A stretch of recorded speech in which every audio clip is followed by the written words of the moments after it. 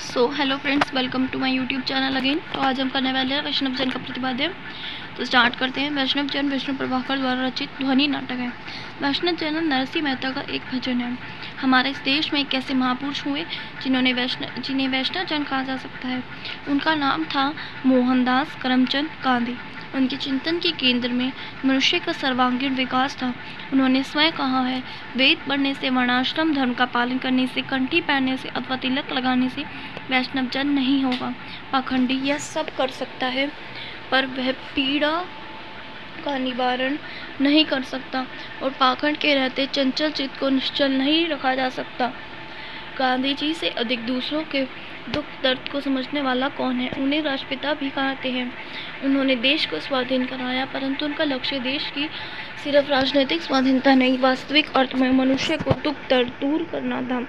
बार बार उन्होंने मनुष्य का दुख दर्द दूर करने के लिए प्राणों की बाजी लगाई। छोटे से छोटे व्यक्ति के लिए अपनी करुणा का स्रोत बहाया।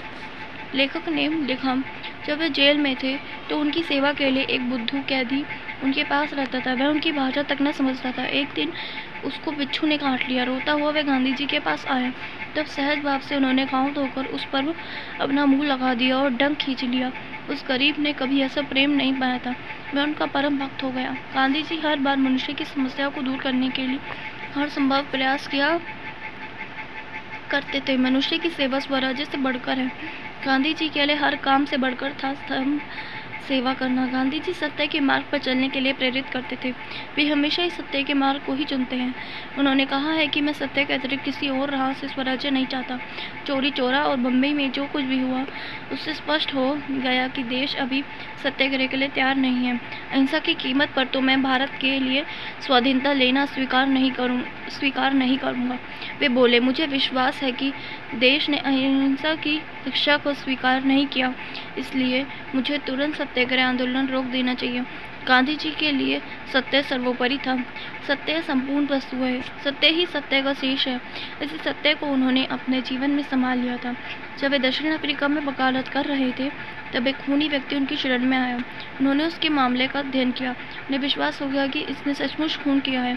वे बोले, मैं तुम्हें बचा नहीं सकता, तुमने सचमुच खून किया है। गांधी जी सत्य के उपासक थे। इस प्रकार नाटक में गांधी जी के सिद्धांतों को व्यक्त किया गया है। उनके आदर्श, नैतिकता और ईमानदारी आदि का यथार्थ रूप से चित्रण किया है। वैष्णव वह है जो लोभ रहित होता है, कपट रहित होता है, काम रहित होता है, क्रोध रहित होता है। ऐसे वैष्णव जन का दर्शन करने से 71 पीढ़ियां तर जाती हैं। गांधी जी इस भावना से बढ़कर मूल्यवान और कुछ नहीं है। अहंकार और भला करने के अभिमान से शून्य तथा पूर्ण दयालुता ही धर्म का सर्वोच्च रूप है। ईश्वर ने अपने दीवाना को अजीब अजीब वेशों में दुनिया में भेज दिया और कह दिया, जाओ तुम ऐसे ज्ञान का प्रचार करो जो समय से पूर्व हो। सब दुख आंखें खोलकर सहो और परिवर्तन का मार्ग साफ करो। ईश्वर के ये दीवाने ही वैष्णव जन होते हैं। गांधी जी उन्हीं में से एक थे। यह होना ही उनका सत्य था। वैष्णव जन विष्णु प्रभाकर जी ने इस ध्वनि रूपक में युवा शक्ति को नैतिक मूल्यों के प्रति प्रेरित करने का प्रयास किया है। रूपक का प्रारंभ गांधी जी के प्रिय भजन की पंक्तियों से होता है। वैष्णव जो तो तेने कहिए जे पीड़ पराई जाने रे। उनके अतंस को वाणी देने वाला यह भजन मानो उन्हें अज्ञान और जड़ता से लड़ने के लिए शक्ति प्रदान करता हो। दक्षिण अफ्रीका हो या भारत, बिना थके बिना डरे बराबर डटे रहे। स्वर और सूत्रधार के माध्यम से लेखक ने वैष्णव जन वास्तव में किसे कहा जाए, इसको स्पष्ट करने का सफल प्रयत्न किया है। वेद पढ़ने, वर्णाश्रम धर्म का पालन करने, कंठी पहने, तिलक लगाने वाला एक पाखंडी हो सकता है, किंतु वैष्णव जन नहीं। ब्रह्म वेशभूषा धारण करने से वैष्णवी दिखावा आ सकता है, किंतु गुण नहीं। एक श्रेष्ठ वैष्णव जन में पाए जाने वाले गुणों का वर्णन करते हुए लेखक ने महात्मा गांधी को एक सच्चा वैष्णव जन साबित किया है। सत्य, अहिंसा, प्रेम, ईश्वर के प्रति सच्ची भक्ति, परदूस खम्बजक, जन सेवा, नर्मता, अहत्याग, कथनी करने में अभेद, पर निंदा न करना, त्याग भावना, इच्छा शक्ति, समदृष्टा, तृष्णा रहित, असत्य, अपराध, स्वीकृति, माया से परे, निर्भीक, आत्मविश्वासी, मिष्टभाषी आदि गुणों से युक्त मनुष्य ही सच्चा वैष्णव जन हो सकता है।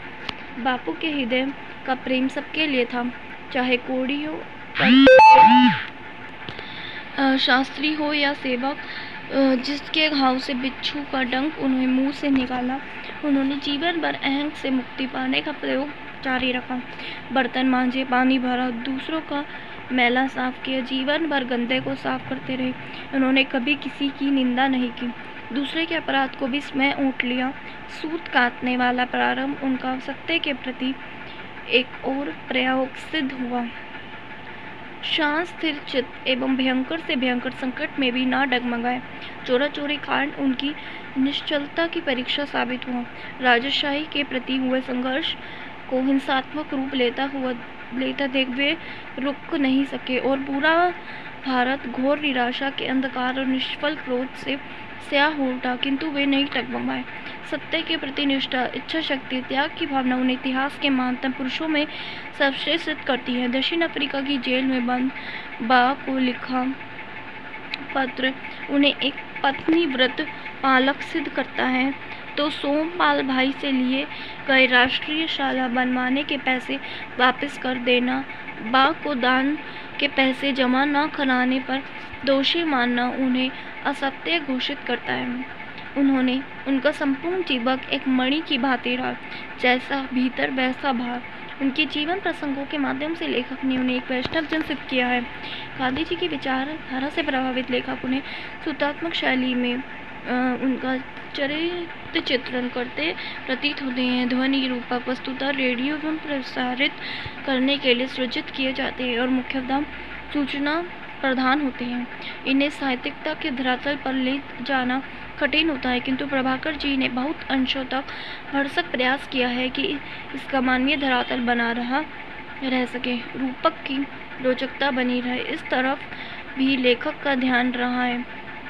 नरेशन संक्षिप्त और गतिशील है तथा भाषा प्रसंगानुकूल है।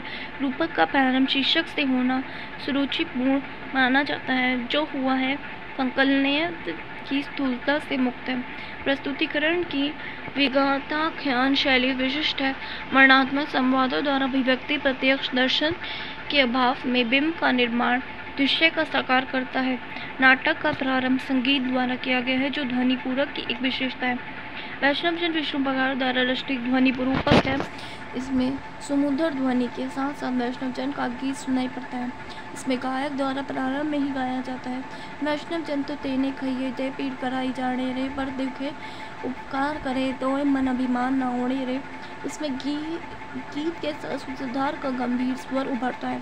वैष्णव जन ईश्वर का वह दीवाना है जो अपने प्रभु को ना तो शब्द से प्राप्त कर सकता है और न शस्त्र से। सत्य के सहारे प्रेम के मार्ग से ही उसकी खोज चलती है। वेद पढ़ने, वर्णाश्रम धर्म का पालन करने से, कंठी पहनने से अथवा तिलक लगाने से कोई वैष्णव जन नहीं होता। इसमें वैष्णव जन के गुण बताए गए हैं। वे सत्य और अहिंसा के मार्ग पर चलते हैं। वैष्णव जन वह है जो पर दुख भंजक होता है। गांधी जी दूसरे के दुख को दूर करने वाले हैं, दूसरे के दुख दर्द को समझने वाले हैं। हम उन्हें राष्ट्रपिता के नाम से जानते हैं। उनका मुख्य लक्षण था मनुष्य के दुख दर्द को दूर करना। स्वाधीनता तो उस लक्ष्य को पाने का साधन मात्र थी। इसमें कई उदाहरण देखकर यह सिद्ध किया गया है कि वह महात्मा गांधी सच्चे वैष्णव हैं। चाहे कुम्भट रोगियों की सेवा करने, मैला साफ करने तथा परचूरी शास्त्री को आश्रम में रखने का प्रश्न हो, सभी स्तरों पर गांधी ने नई मिसाल कायम की है।